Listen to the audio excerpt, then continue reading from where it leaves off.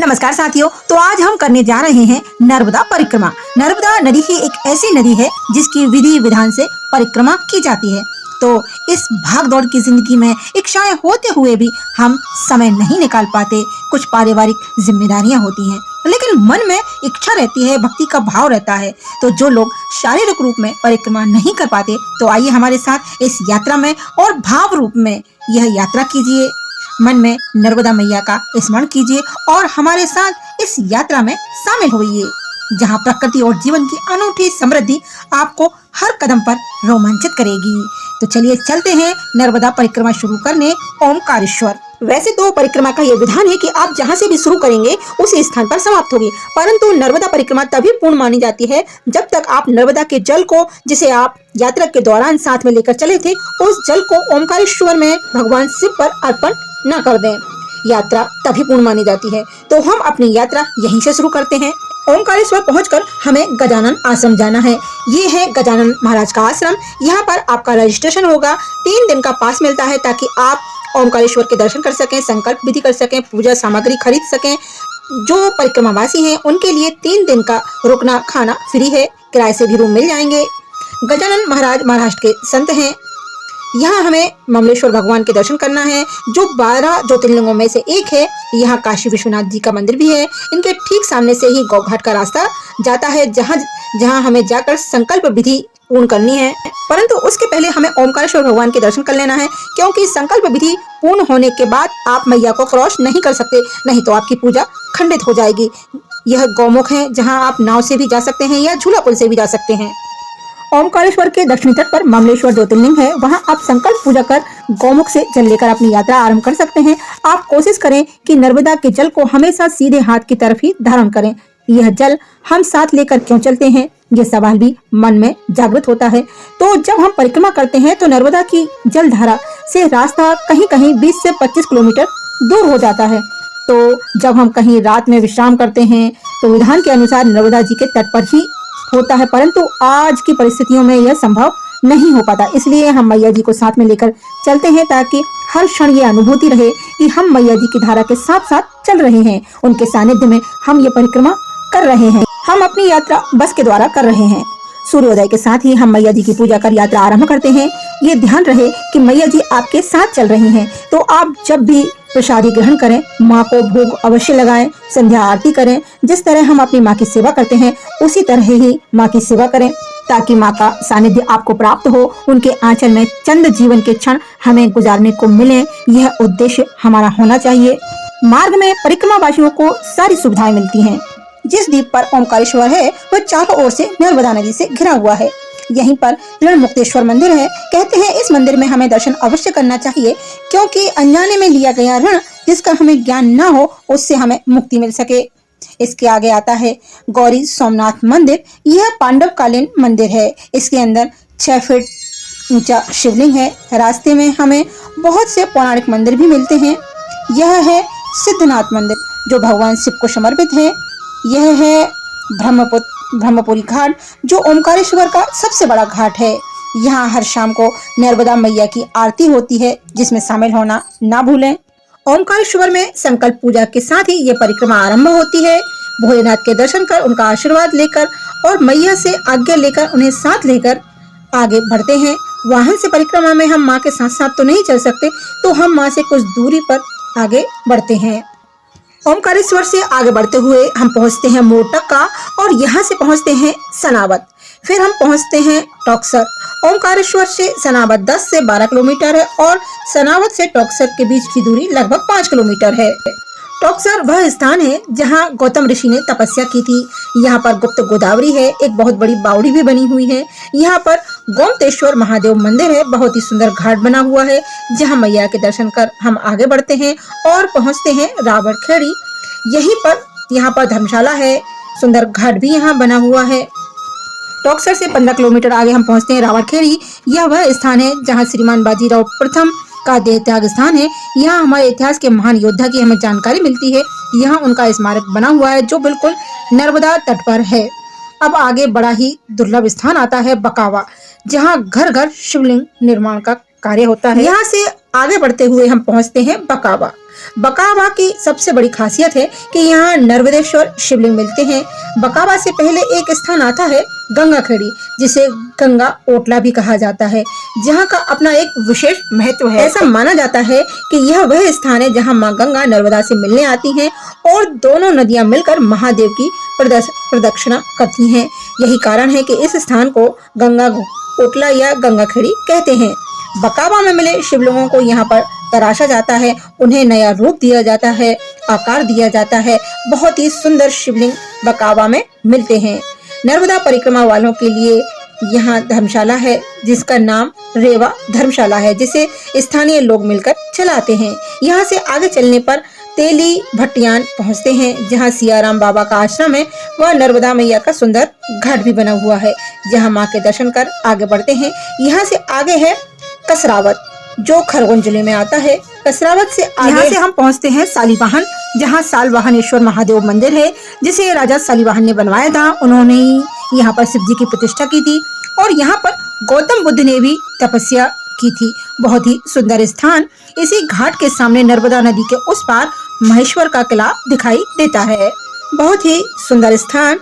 यहाँ भंडारी बाबा परिक्रमा वासियों की सेवा करते हैं। यहाँ हम शिव जी व नर्मदा जी की पूजा कर आगे बढ़ते हुए 5 किलोमीटर की दूरी के बाद हम पहुँचते हैं सहस्त्र धारा, जिसे जलकुट्टी भी कहते हैं। यहाँ सहस्त्र बाहु राक्षस ने माँ नर्मदा का रास्ता रोका था। नर्मदा माँ के आग्रह पर जब सहस्त्र बाहु रास्ते से नहीं हटा तो माँ नर्मदा ने अपने तीव्र वेग से उसके कई टुकड़े कर दिए। यहाँ माँ नर्मदा सहस्त्र धाराओं में बहती हुई दिखाई देती हैं। यहाँ से आगे बढ़ते हुए हम पहुँचते हैं खल घाट, जहाँ मार्कंडेय ऋषि ने तप किया था। बहुत ही सुंदर व रमणीय स्थान, जो मार्कंडेय ऋषि की तपोभूमि भी है। ये खलघाट से आगे बढ़ते हुए हम टेकरी पहुंचते हैं, जो बॉम्बे आगरा नेशनल हाईवे पर है। यहाँ से हमें बड़वानी वाला रास्ता पकड़कर कठोरा पहुंचना है, जहाँ 11 लिंगे भगवान शिव का सुंदर मंदिर है, धर्मशाला है। भगवान शिव की व मां नर्मदा की पूजा कर हम आगे बढ़ते हुए पहुंचते हैं बड़वानी। यहीं पर दंतवाड़ा सुंदर घाट है। यहाँ से आगे सूलपानी का जंगल आरम्भ हो जाता है। बड़वानी से थोड़ा आगे बढ़ते हुए हम राजघाट पहुंचते हैं। राजघाट में एक मुखी दंतात्रेय भगवान का मंदिर है। वैसे तो यह घाट पानी में डूबा रहता है, परंतु गर्मियों के समय घाट पानी से बाहर आ जाता है। यहाँ एक मुखी दंतात्रेय भगवान का मंदिर है। अगर आपको सौभाग्य मिले तो दर्शन अवश्य कीजिएगा। यहाँ से हम पहुँचते हैं 52 गजा। 52 गजा जैनियों का बहुत बड़ा तीर्थ स्थान है। यहाँ हमने रात्रि विश्राम किया। रुकने की बहुत अच्छी व्यवस्था है। यहाँ पर कई धर्मशाला हैं, कई होटलें भी बनी हुई हैं। यहाँ पर जैन तीर्थंकन की मूर्ति है, जो 52 गज की है। इसी कारण यहाँ का नाम 52 गजा पड़ा। 52 गजा की मूर्ति भारत में ऊंचाई में 11वें नंबर पर आती है। 52 गजा में चूलगिरी का मंदिर बना हुआ है। यहाँ मेघनाथ, कुंभकर्ण, इंद्र का मंदिर बना हुआ है। कहते हैं यहाँ पर इन्हें मोक्ष की प्राप्ति हुई थी। चूलगिरी का मंदिर 52 गजा की सबसे ऊंची चोटी पर बना हुआ है, जहाँ से पहाड़ों के बीच बहती नर्मदा नदी का सुंदर नजारा दिखाई पड़ता है। यहाँ एक और प्रसिद्ध पहाड़ी है मंदोदरी। हाँ, यह वही मंदोदरी है जो रावण की पत्नी है। कहते हैं उन्होंने यहाँ तपस्या भी की थी। इसके अलावा भी यहाँ कई और छोटे बड़े मंदिर बने हुए हैं। यहाँ से आगे बढ़ते हुए हम पहुँचते हैं पाटी गांव। पाटी गांव से आगे बोकराठा एक स्थान पड़ता है। यह क्षेत्र आदिवासियों का क्षेत्र है, क्योंकि यहाँ जंगल ही जंगल है। अगर आप दान करना चाहते हैं तो यह क्षेत्र सबसे उत्तम क्षेत्र है दान करने के लिए, जहाँ आप आदिवासियों को अपने सामर्थ्य के अनुसार वस्त्र, अनाज, फल, वस्तुएं, किताबें, बर्तन, जो आपकी श्रद्धा हो, जितना भी आप दान करना चाहें वह यहाँ आदिवासियों को दे सकते हैं, क्योंकि यहाँ के आदिवासी जंगल पर ही निर्भर हैं। एक चीज और मैं आपसे कहना चाहूंगी, निवेदन करना चाहूंगी कि आप रास्ते में जो भी फल खाएं या जो भी फल आपके खराब हो जाएं, उन फलों के बीजों को व खराब फलों को इन्हीं जंगलों के रास्तों में आप डालते जाएं। इन रास्तों से आगे बढ़ते हुए हम पहुंचते हैं शहादा, जो महाराष्ट्र के नंदुवाड़ा जिले में स्थित है। यहाँ धर्मशाला है, प्रसाद वितरण की व्यवस्था है। शहादा गुरु गोरखनाथ की तपोभूमि है। यहाँ से आगे बढ़ते हुए हम प्रकाशा पहुँचते हैं। यहाँ केदारेश्वर महादेव का मंदिर है। तापी, पुलंदा, गुप्तेश्वरी ये त्रिवेणी संगम है। इस संगम में स्नान कर हम चलते हैं संगमेश्वर महादेव के दिव्य दर्शन के लिए। इस प्रकाशा को दक्षिण की काशी भी कहते हैं। यहाँ डब्लू जी महाराज की अखंड रामधुन चलती है, उनके दिव्य दर्शन करते हैं और पहुंचते हैं केदारेश्वर महादेव के मंदिर। दर्शन करने के पश्चात बढ़ते हैं आगे। यहाँ से आगे बढ़ते हुए हम वानर विहार पहुंचते हैं, वन्य विहार पहुंचते हैं। कहते हैं यहाँ अश्वत्थामा की गुफा है। यहाँ से आगे अंककुआ स्थान आता है, काफी बड़ा शहर है। यहाँ आपको आपकी जरूरत की सामग्री मिल जाएगी। इसके आगे बढ़ते हुए हम पहुंचते हैं जीतनगर। जीतनगर के आता है राजपीपला, जहाँ हरसिद्धि माता का बहुत ही दिव्य मंदिर है। उनके दर्शन करते हुए बढ़ते हैं आगे। राजपीपला एक बड़ा स्थान है, कई होटलें यहाँ पर हैं, आप यहाँ रुक सकते हैं। राजपीपला से 20 किलोमीटर की दूरी पर है सूर्यपालेश्वर मंदिर। सूर्यपालेश्वर मंदिर को नर्मदा परिक्रमा का महातीर्थ माना जाता है। इस क्षेत्र को सूर्यपानी की झाड़ियां भी कहते हैं। सूर्यपानी का प्राचीन मंदिर सरदार सरोवर डैम के पानी में डूब में आ गया, इसलिए सूर्यपालेश्वर महादेव जी को यहाँ पुनः स्थापित कर गोरा कॉलोनी में स्थापित किया गया है। अत्यंत पवित्र, अत्यंत सुंदर मंदिर बना हुआ है। इसके महत्व को वायु पुराण के रेवा खंड के 63 से 73वें अध्याय तक केवल सूर्यपालेश्वर के महत्व को वर्णित किया गया है। यहीं पर सरदार वल्लभ भाई पटेल की मूर्ति स्थापित है, जिसे स्टैचू ऑफ यूनिटी कहते हैं। गोरा कॉलोनी से आगे बढ़ते हुए हम बसंतपुरा जाना है। बसंतपुरा में माँ त्रिपुर सुंदरी का भव्य मंदिर है। यहाँ पर भी परिक्रमा वासियों के लिए धर्मशाला है, भोजन की व्यवस्था है। यहाँ से आगे बढ़ते हुए हम रामपुरा पहुँचते हैं। यह वह स्थान है जहाँ मैया उत्तर वाहिनी हो जाती हैं। इस स्थान का विशेष महत्व है। आगे इंद्रवर्णा आता है, जो इंद्र की तपोभूमि है। इसके बाद ग्वार आता है और हम कुंभेश्वर महादेव स्थान पहुंचते हैं। माना जाता है कि जब भी कुंभ का मेला लगता है तो यहाँ पर भी, इस स्थान पर भी स्नान का वही महत्व, वही पुण्य मिलता है जो कुंभ क्षेत्र में स्नान करने से मिलता है। रास्ते में ही इंद्रवर्णा आता है, जो इंद्रदेव की तपोभूमि है। यहाँ से 15 किलोमीटर आगे ग्वार मिलता है और वहां से लगभग 12 किलोमीटर बाद हमें कुंभेश्वर धाम आता है। इस कुंभेश्वर धाम के बारे में कहा जाता है कि जब भी कुंभ का मेला लगता है तो यहाँ पर भी, इस स्थान पर भी मेला लगता है। वह स्नान का वही पुण्य मिलता है जो कुंभ क्षेत्र में स्नान करने से मिलता है। कुंभकेश्वर महादेव से लगभग 8 किलोमीटर बाद एक स्थान और आता है नीलमणि धाम। यहाँ स्वामी नारायण का मंदिर है। बहुत ही सुंदर व भव्य मंदिर, काफी विशाल प्रांगण में फैला हुआ है यह मंदिर और 3 मंजिल बना हुआ है। इसके अंदर कई छोटे छोटे मंदिर हैं। यहाँ भगवान विष्णु के सभी अवतारों को दर्शाया गया है। राधा कृष्ण की मनमोहक झांकियां यहाँ बनी हुई हैं। 108 गौमुख यहाँ बने हुए हैं, जिसमें से लगातार पानी बहता रहता है। इस मंदिर को इतनी खूबसूरती से बनाया गया है कि मन करता है यहाँ 2-3 दिन और रुक जाओ। यहाँ पर ठहरने की उत्तम व्यवस्था है। केवल पैदल परिक्रमा वासियों को यहाँ ठहरना निःशुल्क है, बाकी लोग किराया देकर यहाँ रुक सकते हैं। इसके आगे हमें गिरनारी की गुफाएं मिलती हैं। इन गुफाओं के अंदर गिरनारेश्वर महादेव का मंदिर है। यहाँ पर भी रुकने के लिए धर्मशाला बनी हुई है। यहाँ से आगे बढ़ते हुए हम सरसाद पहुँचते हैं। सरसाद में गुप्त गोदावरी मैया के दर्शन होते हैं, जहाँ गुफाओं से निकलकर गुप्त गोदावरी नर्मदा मैया से मिलने आती हैं। बहुत ही सुंदर स्थान। सरसाद गौ घाट से आगे बढ़ते हुए हम शाश्वत मारुति धाम पहुँचते हैं, जहाँ तुलसी रामायण का व सुंदरकांड का नित्य पाठ होता है। यहाँ के दर्शन कर हम पहुँचते हैं भालौत। भालौत में श्याम स्वरूप दंत मंदिर है, जहाँ संत प्रतापे महाराज परिक्रमा वासियों की सेवा करते हैं। यहाँ से आगे बढ़ते हुए हम जगदीश मणि पहुँचते हैं। जगदीश मणि वह स्थान है जहाँ तक मैया का पानी मीठा रहता है। इसके आगे धीरे धीरे मैया का जल में खारापन आने लगता है। मैया के दर्शन कर आगे बढ़ते हैं। इसके आगे 11 किलोमीटर बाद आता है गुमान देव तीर्थ, अत्यंत पवित्र स्थान जो शाश्वत है, जागृत हनुमान जी का स्थान है। यहाँ से आगे बढ़ते हुए हम पहुँचते हैं अंकलेश्वर, जो गुजरात का बहुत बड़ा इंडस्ट्रियल क्षेत्र है, जो बॉम्बे अहमदाबाद मेल लाइन पर बसा है। अंकलेश्वर से आगे सजोत पहुँचते हैं।